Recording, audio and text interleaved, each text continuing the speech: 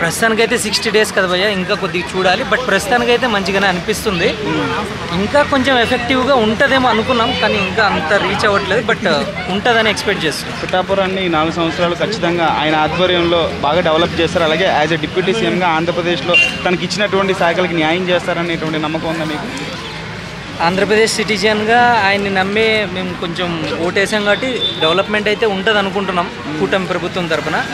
అంటే ఇక్కడ చంద్రబాబు నాయుడు గారు, బీజేపీ, తర్వాత పవన్ కళ్యాణ్ గారు ఉన్నారు కాబట్టి 3 పార్టీలు ఉన్నాయి కాబట్టి ఖచ్చితంగా ఒకరిని కన్సల్ట్ అయ్యే అన్ని పార్టీలు కన్సల్ట్ అయ్యి డిసిషన్ తీసుకోవాలి కాబట్టి డెవలప్మెంట్ అయితే జరుగుతుంది అనుకుంటున్నాం ఈసారి. ఓకే. సో సెప్టెంబర్ 2వ తారీఖున ఆయన బర్త్డే. సో ఫ్యాన్స్ అంతా చాలా ఘనంగా జరుపుకుంటారు ప్రతి సంవత్సరం. సో ఈసారి స్పెషల్ డిప్యూటీ సీఎం కాబట్టి సో గబ్బర్ సింగ్ రిలీజ్ అవుతుంది. సో ఎలా ఉంటుంది అనుకుంటున్నాను? పక్కా ఇంకా దిగిపోతుంది అంతే. అంతేనా?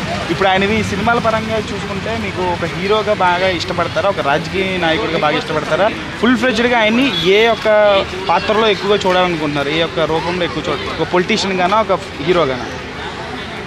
ఇప్పుడున్నట్లు చూస్తేనే బెటర్. అంటే 2 రకంగా పొలిటీషియన్గా ఇప్పుడు సినిమాలో చూసాము, మంచిగా హ్యాపీగా ఎంజాయ్ చేసాము ఆయన సినిమాలు అవి. ఇప్పుడు పొలిటీషియన్గా ఎంజాయ్ చేయబోతున్నాం. So let him continue in the politicals also.